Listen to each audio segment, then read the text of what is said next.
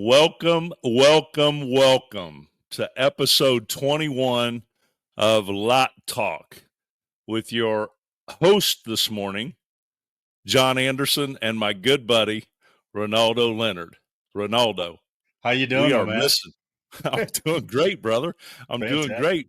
But everybody's going to notice there is obviously a missing link on the podcast today. Oh, yeah. So are we Where's Waldo with Chris today? Yeah, we might have to put out an APB for Brother Keene. He's down somewhere on the red dirt. I just hope he's not holed up in a standoff with anybody. Yeah, no question. Yeah, no question. But He's probably buried it. He probably buried himself back in the woods where nobody can find him. So he said, "I'm out for a while." So yeah. We might have to shoot him a text and tell him to drop a pin. He's not even responding to my text. He's so far back in there. I've texted him last night and this morning. He's not. Good Lord, he said, "When I check out, I'm checking out." Right. So yeah, he did. So no. Nice. Chris is on a golf hiatus, so hopefully he's hitting them straight and not playing the trees. I know where he's at, so there's a lot of trees lining the course. So hopefully he's not bouncing from tree to tree. So we'll wish him a good days off. In all probability, that's where he is. But the good thing about that, one time we played down in Mexico, and we come around the 8th hole at this particular course, and there was a 14-foot alligator.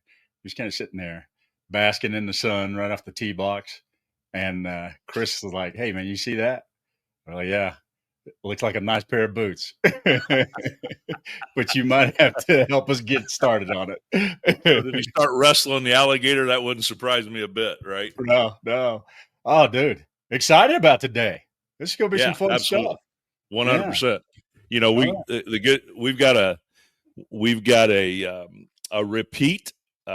We've got a repeat visitor today that we're excited about. I can't wait to bring him on because I think right now with the market the way it is and how volatile everything is, talking with dealers yesterday, they were asking me questions about, what do you think is going to happen over the next 60 to 90 days? And my encouragement to him was, listen, the number one thing you can do is keep yourself lean and clean, right? Because it's volatile. Everybody was talking about those tariffs the other day, and then within a 30-minute press conference with Trump and an announcement, the stock market flipped. And I think, for the next 60 to 90 days, we're probably going to see a lot of that, right? There's going to be a lot of volatility. So, happy to have this young man back on today. I think he's going to bring some wisdom and help our dealers understand what they might be facing and some action to take over the next 60 to 90 days. Oh, without a doubt. I mean, he always brings the heat, good quality content, stuff that you can take to the bank because, he knows the market and he knows what's going on. And, I can't wait to see what he lays on us today. Because I've had a lot of conversations this week, and that one question: what's going to happen, and what should we do? What are you seeing going on in the marketplace? And so, are you hearing a lot of concern out there, Renaldo, about inventories and sourcing inventories? Yeah, absolutely. Guys are kind of walking around on eggshells. They want to know what everybody else is doing, and of course, they want to know our take on it. And in situations like this, I always like to go. There was an old man that I heard speak once, a guy named Charlie Munger, and he was part of Berkshire Hathaway. Okay. And he always, and I remember this to this day. I was young. I was probably in my early 30s, and he said that when times get volatile with financial markets, that's when you want to be flexible, nimble, and have the resources stockpiled to jump when there's blood in the streets. 100%. Right. And, what we deal with on a daily basis is no different. And so, of course, that's not the answer that everybody wants to hear when they're, because they want to hear, raise your prices, hold on to that inventory. Right. Because that's what they're seeing everybody else doing. But that's just the wrong way to approach it. And time again, it's been proven out. But, everybody's from the state of Missouri at some point in time. And that's true. The answer is show me. And you gotta show me. Yeah, if you hide and watch long enough, the truth will be revealed. So 100%. And I yes, think sir. we should, to your point, and then we'll bring this powerful young man on. Mhm. Uh, I think we need to uncover some of that today, right? What does it mean to be nimble, Right. right? And in the business climate today, what does it mean for us to be nimble, to be able to make moves when we need to make moves, right? And what does that look like? Right. Because my concern is we got a lot of dealers out there that are going to put themselves out of that category by some of these strategies that they're talking about. So, um, Absolutely. yeah, so I'm excited today. We get Yes. to revisit with this young man. So without further ado, let's bring this guy back on, Mr. Frank Knox, the VP of Unique Auto Sourcing. Frank's visited with us before and brought the heat. So I'm interested in Mr. Knox and his knowledge today and the heat that he's going to bring. So Frank, welcome aboard, my friend. Welcome to LotTalk. Thank you for sharing your valuable time with us again today. Absolutely a pleasure, gentlemen. I will tell you, I'm the most excited thing that I've heard this morning is that you guys kept calling me a young man. So that got me super excited, super pumped up. Oh, Hey, man. Frank, everybody's a young man compared to me, brother. I'm always going to call it like I see it, my friend. I Oh, love it. man. I love it. Yeah. No, it's I'm excited to be on again. Excited to always excited to talk with you guys, and anytime I get to chop it up or visit with you guys, it's always super beneficial. And I always leave with several takeaways myself. So appreciate you guys reaching out and having me on this morning. Absolutely, absolutely. So let's start out. Let me ask you, how is business on your end of the fence, and what have you seen going on? Let's say over the last 30 days or so, with your sector of the business and what you do for your dealer partners. Yeah, so I'm gonna give it to you on two sides, right? Because with Unique Auto, we have the benefit of seeing obviously the wholesale side, which is where we started with Mhm. our Unique Auto sales and what we do down in Georgia and in Riverside with selling a ton of inventory. And now with our sourcing channel, that's we've been doing this for about 18 months now, a little over 18 months. We get to see it from the dealer's perspective. And so let me start with the wholesale side. We are absolutely seeing a rush to market over the last 30 days.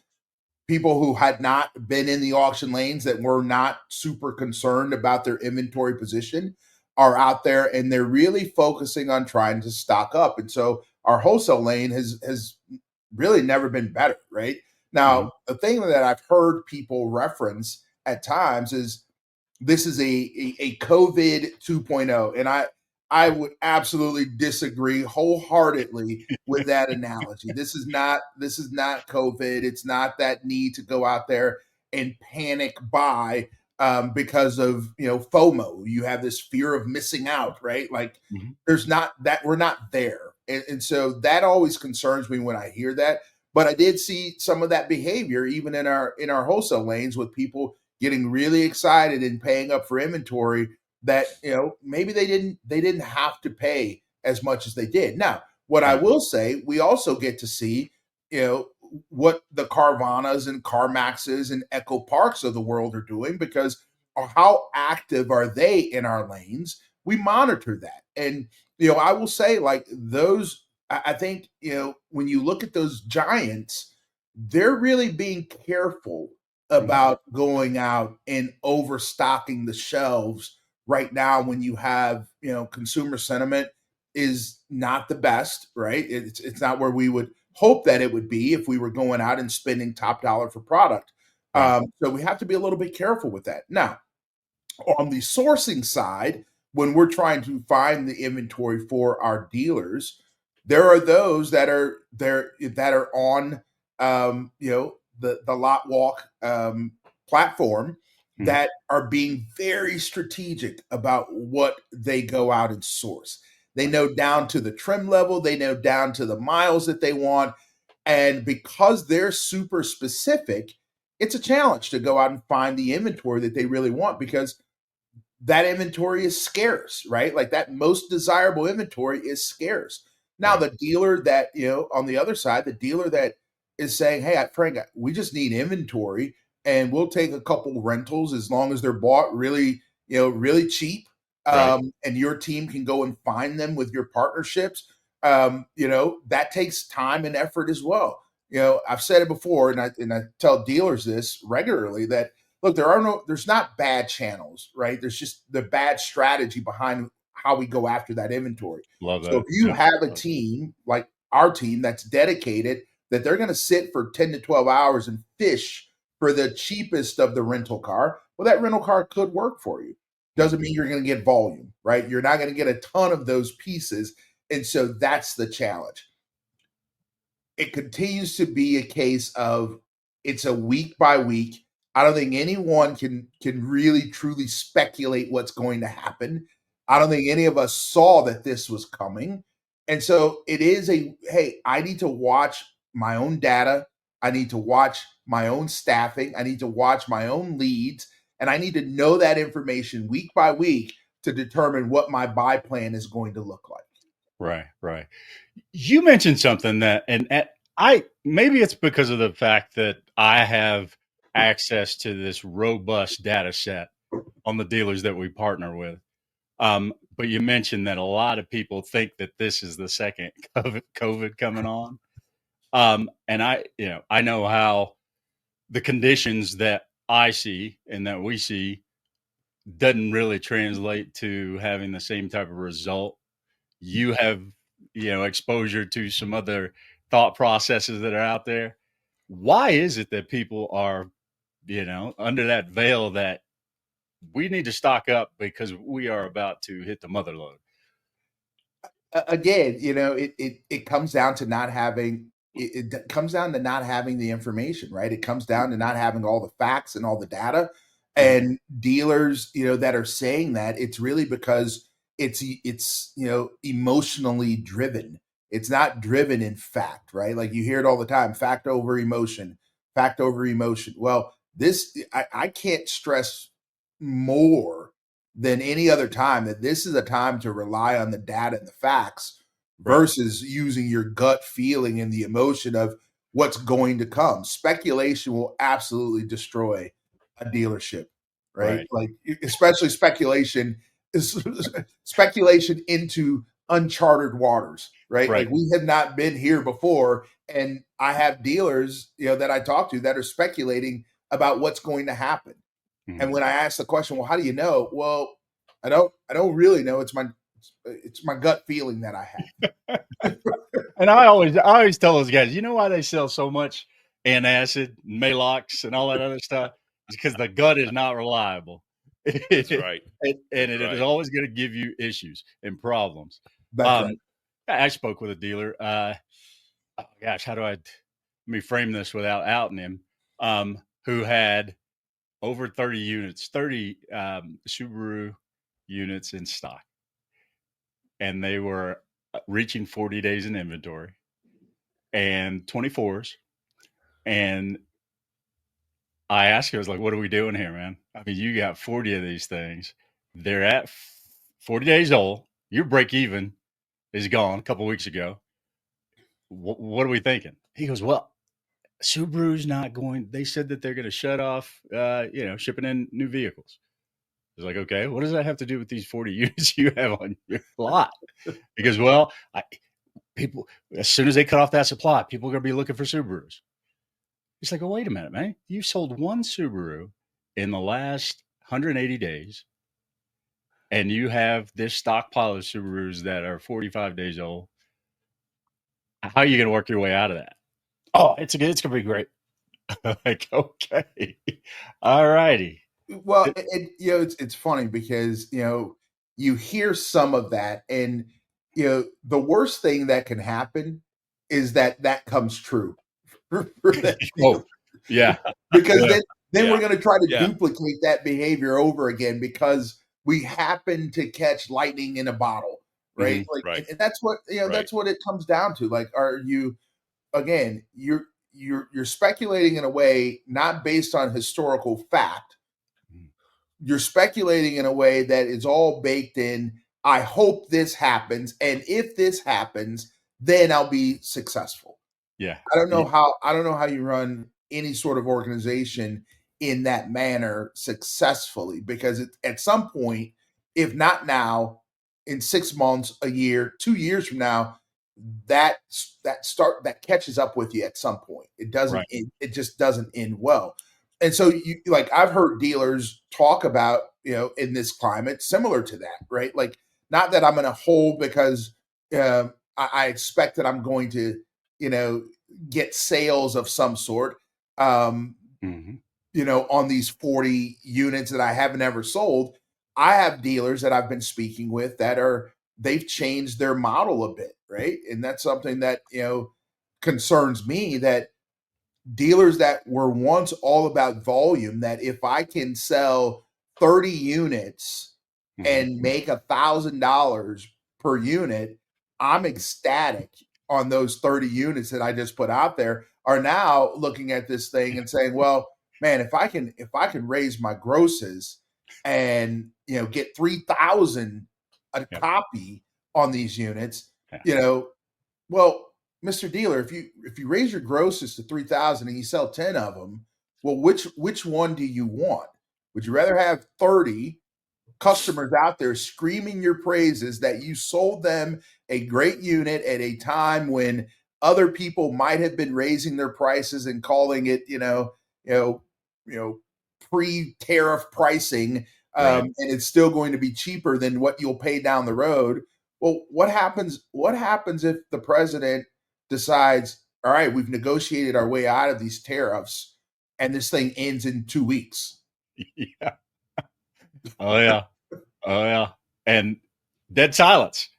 There's not an answer for it. Not an answer for it. But There that's is the thing. no answer. And so I look at it like, what are strategies and what are things that I can tell dealers that you really should, try to take away from all of this? And really, it really comes down to, this is a day by day, week by week process right now, that you have to be looking at what's happening in the market every single day. You have to be looking at what's happening with your inventory every single week and walking that inventory, making sure that inventory is standing tall and not trying to hold that inventory to get, some arbitrary gross that, it hasn't been proven that you can truly get that gross from the car.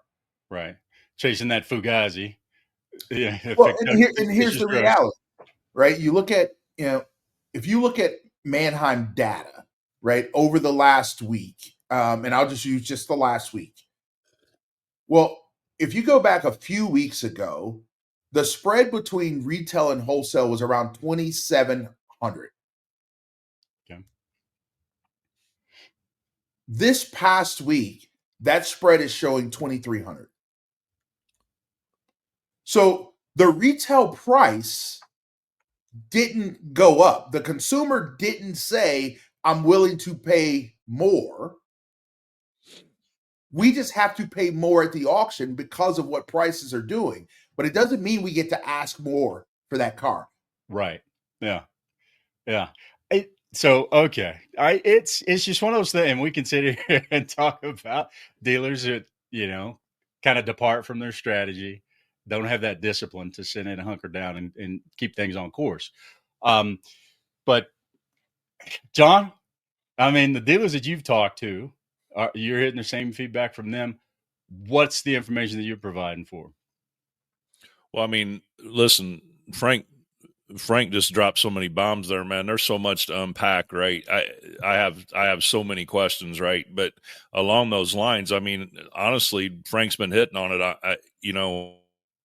I always, when these irregular times come on in the marketplace, why is it that from a mindset we shift and get out of what we know has consistently made us successful?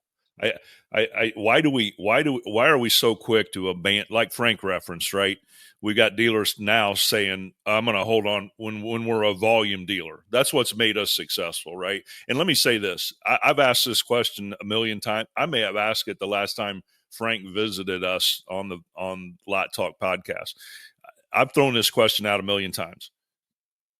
Tell me one negative thing to volume.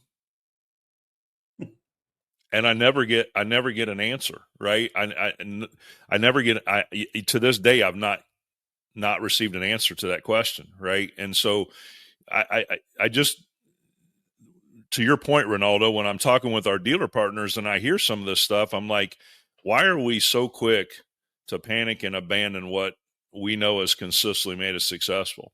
And to Frank, a couple of things Frank said. One, knowing, I know he referenced it like 3 times when he was talking about it, 3 or 4 times, knowing your data, knowing what your store does, right? And I want to emphasize that, right?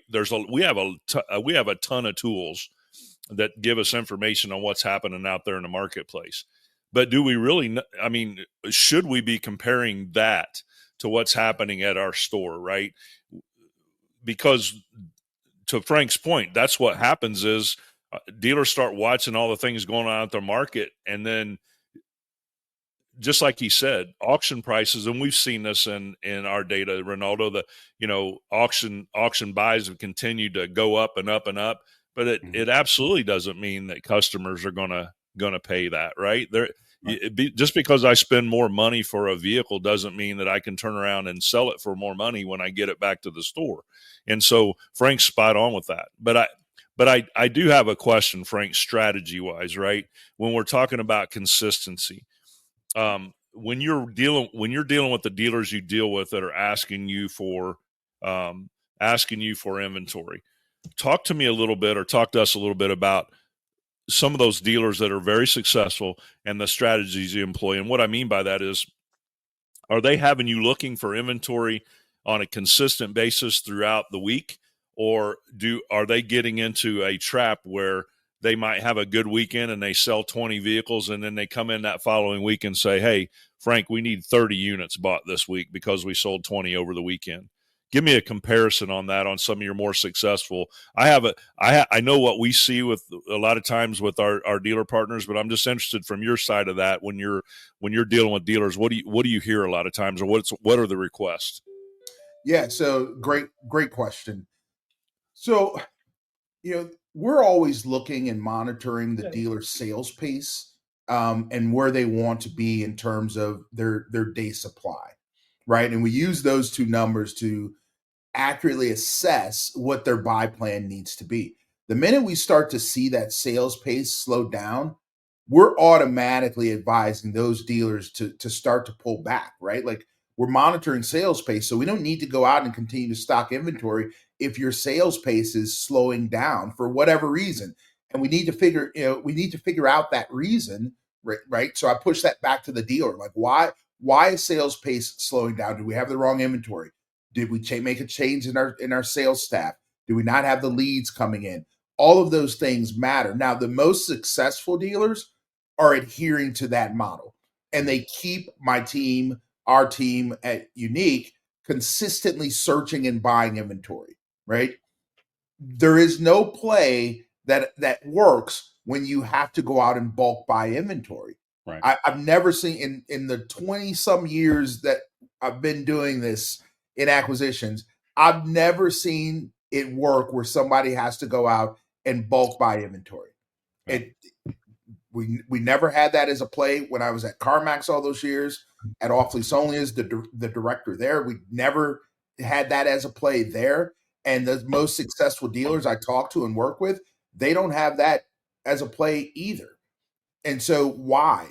Because again, they're tracking their sales, they're tracking their day supply, they're pulling back at times. So, let me back up. When you talk about day supply, going into the season, the advice, the information was, hey, you probably need to move that day supply up a little bit. Why? Well, we knew we were in an appreciating market and we wanted to get more inventory bought early on and ride that wave up and continue to ride that wave up.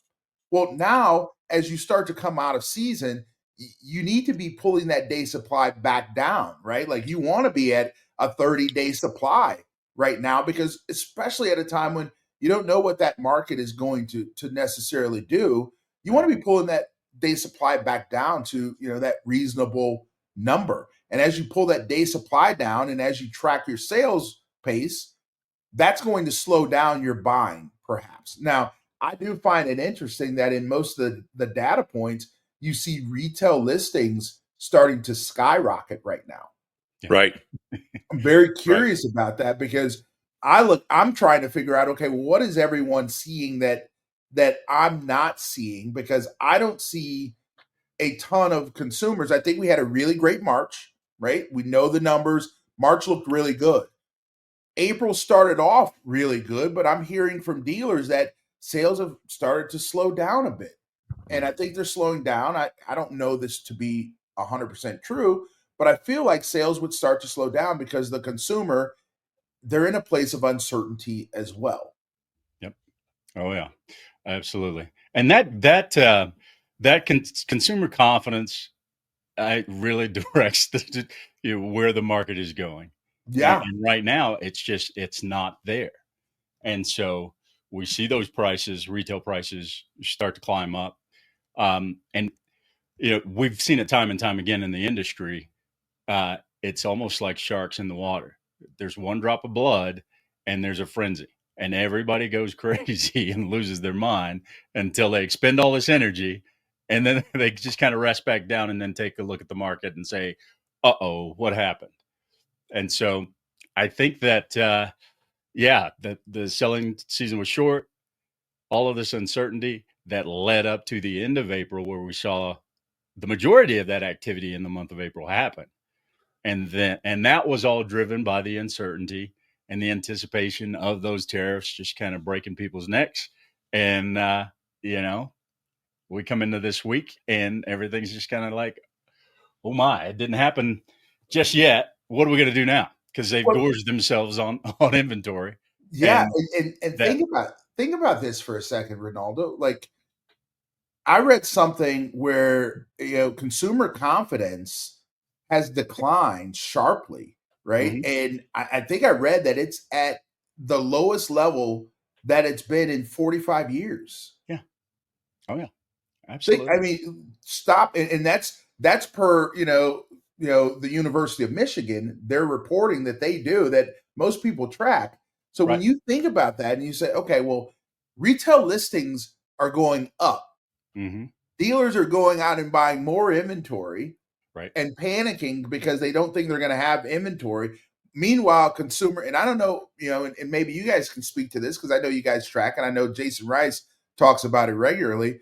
But as you track that consumer sentiment down and retail listings are going up, that doesn't feel so good. It's not a great combination. Yeah. No, not at all. Oh. Well, this is typically the time of year that we start to see shopper counts start to retract from the market. Jason and his data has been tracking that for 11 or 12 years now. So, typically this time of year, we start to see those shopper counts retract until we get into July and August, when the summer selling season starts again. And you have OEMs that are trying to move current model year inventory off the lots in expectation of next year inventory hitting. And while that's happening, people are they're shopping used and new during that time. So you get that spike in shopper counts about 90 days from now. So exactly to your point, Frank and Renaldo, you got prices going up, consumer sentiment down, and at the same time, you've got customers leaving the market right now, which is, it's spot on. You can track it. It typically happens the end of February, first week or two of March, and then they start to spike up again in July and August. So those three things right now that are happening, there's a major concern out there for me when I look at dealers our dealer partners, and I asked them some of these strategies, and they're talking about doing some of these things that we've talked about this morning. Frank, question: late model inventory. Dealers sitting with late model inventory on their lots. What would you, based on what you're seeing out there, and knowing that Ford and Chrysler have come out with a plan, employee pricing, what would you share with dealers right now if they have an overabundance of late model inventory sitting on their lots? Another great question. So the minute that was announced, and I'm surprised, GM hasn't followed suit Right. quite yet. I don't know. I mean, if I'm going to speculate, I would think that at some point that probably comes on top of all of this. But when I look at what that will do, there's only one way that the pricing can go on the 24s and the 23s the minute you introduce employee pricing for all on new cars.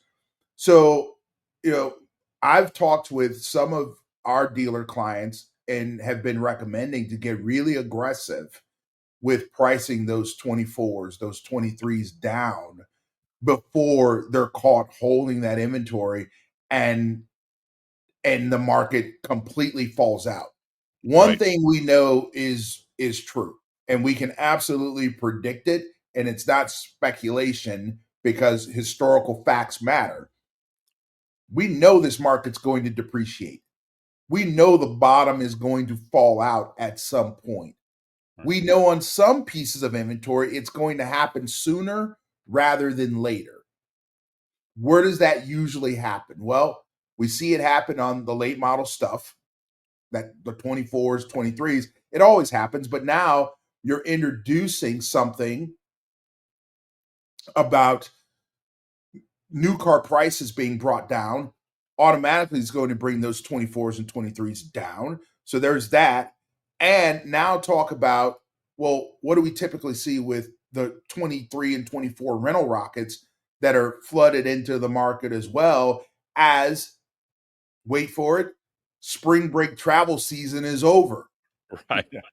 Right. So that's always a factor that we hit in the month of May, is that, all right, now spring break travel season is over, but what are these rental companies going to do? Well, I was talking to a rental car company earlier this week, and he said, hey, I don't have a lot of inventory right now, but wait next week. I'm going to have a ton for you to look at. Well, what does that tell me? Well, that just tells me I need to get even more aggressive on some of that 23 and 24 stuff. Absolutely. Yeah, that's a great point. I'd love to hear what our listeners and our viewers out there are thinking about the information that Frank is dropping on us. So if you're listening and you're watching this, no matter where it may be, drop your comments down inside of the comment line. We'd be really interested to hear whether or not you agree with what Frank is bringing to the table, or if you have any questions that we want to kind of dig into a little bit deeper. So please comment, like, and describe. I never thought I'd hear myself saying those words. But yeah, we really want to hear exactly how you guys feel about the information that we're passing along today. Yeah, we'd John, appreciate any likes that you guys will give us on this podcast. If you're liking what you're hearing, if you got a question if you got several questions, right? As Renaldo said, get them to us, man. We'll get them to Big Frank, and we'll get you answers, right? Because the man's dropping some serious knowledge this morning, and I think it couldn't be more timely with what we have going on right out there right now, Renaldo, with what we're seeing with our dealers and some of the things that they're telling us. I don't think this could have been any more timely than to have Frank on today, because it is. No. It's the number one question going on right there, and I worked with. Due to some vacations and time off, I had the pleasure of working with some of our dealer partners that I don't normally work with this week. And one of the things that I ask a lot was, hey, are you guys taking a look at our stocking tool as you're looking at some of this inventory? And the answer I heard a lot was no, right? And it surprised me because we're serving up to them what their best selling inventory, right? How quickly they've sold it, the gross they've made on it, right? The fact that they have 5 or 6 other customers sitting in their CRM that raised their hand on that vehicle and it sold so fast, we don't have a replacement for it yet, right? So, some of these things that we're talking about today, dealers, viewers, and listeners, I think just extremely important for you to understand and have a good grasp on. Our concern, and again, I go back. Chris always says this when he's leading the LotTalk podcast, is we do this. The reason why we do this thing is for you, the dealer out there. We want to get information out to you guys, right? We're just following suit on our CEO, Jason Rice. He's always been forthcoming and sharing data and strategies, and forever, for as long as I've known him, willing to share to help. So, please, if you have any questions, submit the questions at lottalkpodcast.com, and we can answer them for you. If we can get answers for you from Big Frank, so we make sure you guys are employing the right strategies right now when the market is as volatile as it is. And going back to something you said, Renaldo, because I think it's a good point to talk about. You were referring to because we're talking about stocking, right? You're referring to your dealer buddy that had 30 or 40 Subarus on the lot, right? Mm-hmm. If I remember correctly, that wasn't an OEM Subaru dealer, right? Was he a Subaru dealer? No, he was not.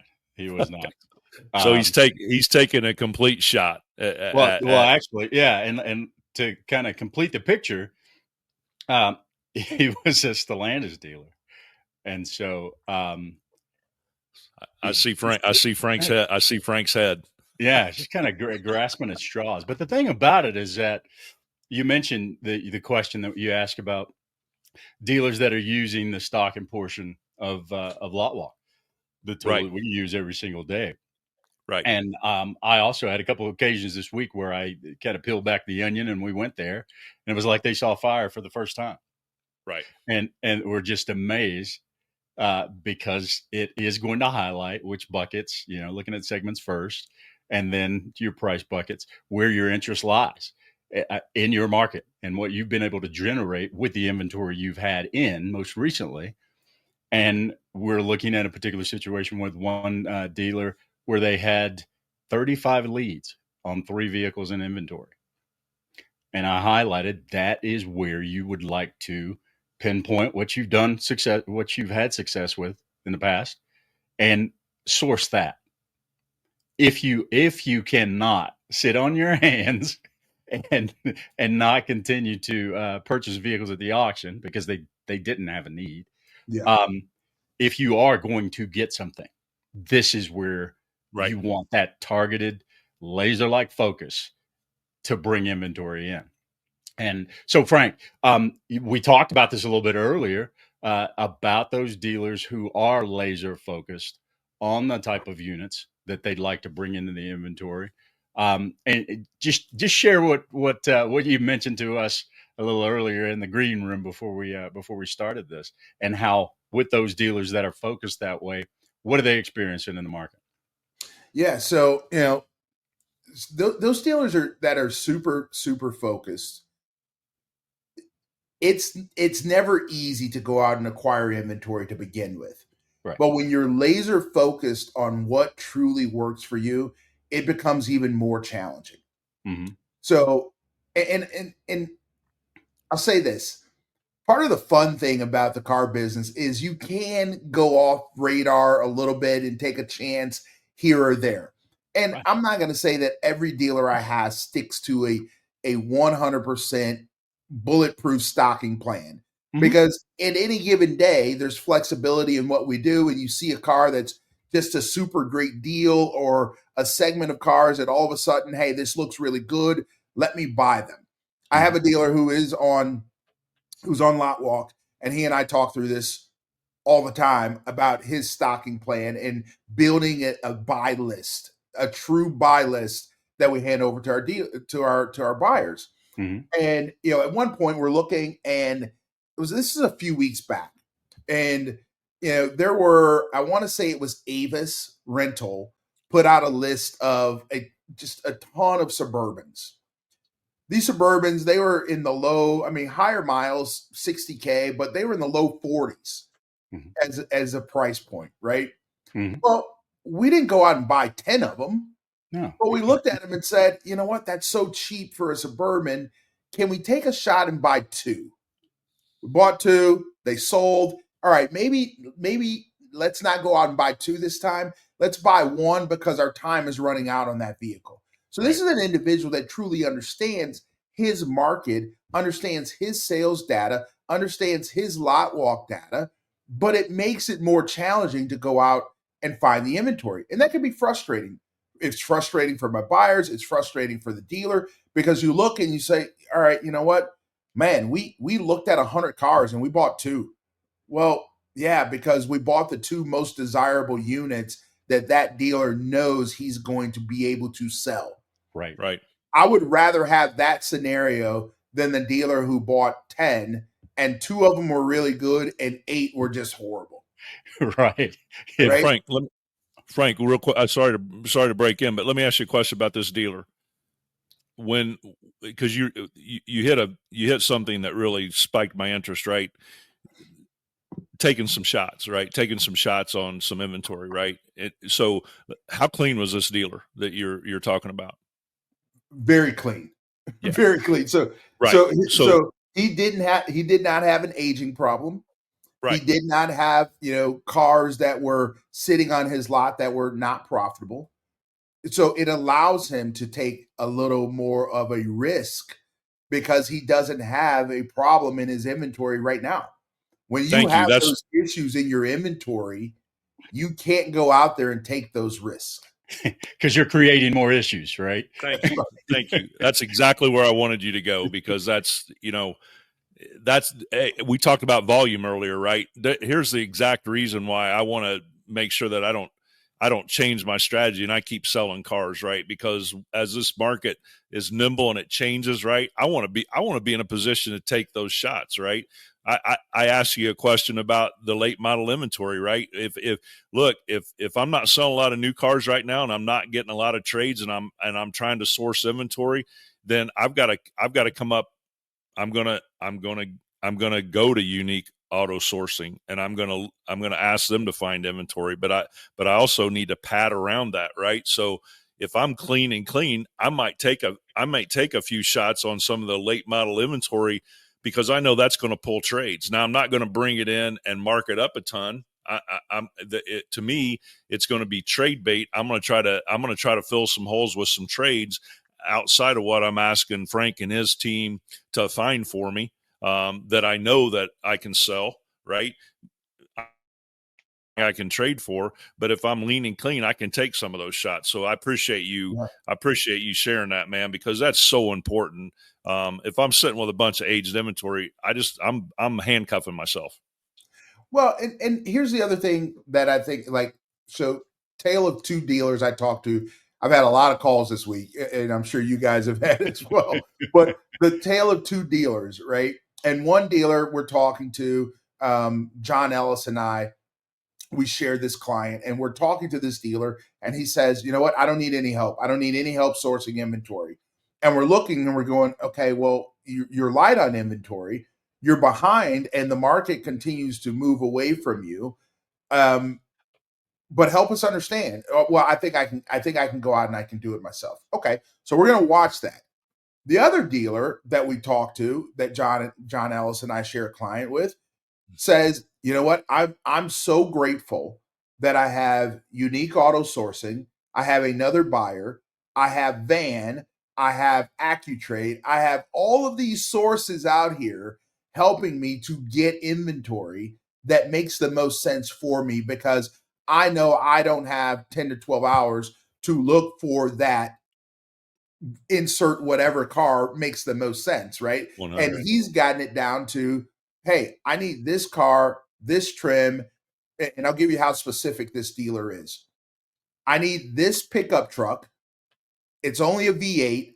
I need bucket seats. I like like the bench seats don't work because I've tracked it and I showed those bench seats sit and they don't sell for me. So I need the front bucket seats. I need it to be a crew cab because I know the quad cabs don't work for me because those age on me by this many days. This is a dealer who's in tune with his inventory. Yeah. Right. This is a dealer that I know, and when we get to the other side of this, I know that this dealer is going to be ultra successful as he weathers through this storm because he knows his inventory. He's using all the information, and I'll endorse LotWalk because he's using LotWalk religiously to help guide him down that path. And so he starts there, and then he's able to say, okay, well, when I get these leads in from Van, I know which ones that I really need to go after, right? When I get these leads in, when I have Frank's team out there looking for cars, I know what cars I need to go after because it's all served up for me in a nice package, in a nice buy list that I can put out there to everybody in my organization that's trying to source cars for me. Right. Yeah. He's going to be successful. Good The stuff. dealers that don't have that, they might be successful. Yeah, they're running on a strategy of hope, and I like to call them addicts because I was like, dude, you are just addicted to hopium, and that never turns out. Yeah, that's why we have an opioid epidemic in this country. We've had it for a little while, but it's just one of those unique characteristics of a lot of dealers. The success that has come from being driven and being an aggressive salesman and building an organization, they have an issue stepping away from everything that they've accomplished and taking outside counsel and also looking at factual data that, may not have had from day one, to, put them on that path. That's going to have them laser focused with the acquisition strategy. That's a second sentence I heard when I got into the car business was that the money's made on the buy. And so you have to be laser focused in that acquisition phase in order to set yourself up for success with the rest of the processes in place. Yeah. So, oh my gosh, good stuff. My man, Frank. Dropping bombs again, man. Frank, we can't tell you how much we appreciate your time. Hey, absolutely. In closing, let me ask you a question. What are some final, for lack of better terminology, final instructions or final strategies that you might drop out here for our dealers that are watching or listening that you would recommend over the next 60 to 90 days when it comes to sourcing inventory? And then if you would, please drop your information in there so that if any folks want to get a hold of you, they know how to do so that you can offer them the same help that you're offering all your dealer partners. So yeah, drop that information in there for us. Yeah. So, I think in closing, the challenge is going to be that for dealers to remain calm throughout this, anytime there's a sense of panic, it leads to making some critical mistakes. I think the other part of that is while remaining calm, if you are nimble in that you are willing to change your thought process on a dime based on information, not based on what your emotions or your gut is telling you to do, but based on the information. Like, I dropped in our chat, today the report came out that, you heard me mention it earlier. Consumer sentiment is down, right? Like, they had predicted that it would drop, but they didn't predict it would drop to the level that it dropped today, right? That's a big deal. The customer is telling us, hey, look, I'm very nervous and I don't know that I want to go out and spend money on that high ticket item right now, right? We've got to ingest that information daily when it comes out. So, whatever you do, getting set up for any sort of newsletters that are out there, reviewing the Mannheim data, the Black Book data, on a daily or weekly basis. Those reports come out every week. Making sure you're gathering that information. And I always take all that information and I summarize it to the dealers in bite-sized pieces so that they don't have to kind of sift through it all. Hey, you know what? Here's a report. Look at these key items. This is what direction we need to go in. But you're going to have to do that on a weekly basis, and you're going to have to have a willingness to change. And the last piece that I would say is, partnering with, the gurus, the experts in the industry, folks like, yourself, that are, looking at this data every single week. Jason Rice puts out, a YouTube video, I think weekly, if I'm not mistaken. And, that information is readily available. Guys like Brian Kramer are out there putting out information. If you're not following some of these people that are out there that are putting out information and they don't want anything in return, they're just giving information to keep us true to our industry and guide the industry where it needs to really go. You need to make sure that you're partnering with those people.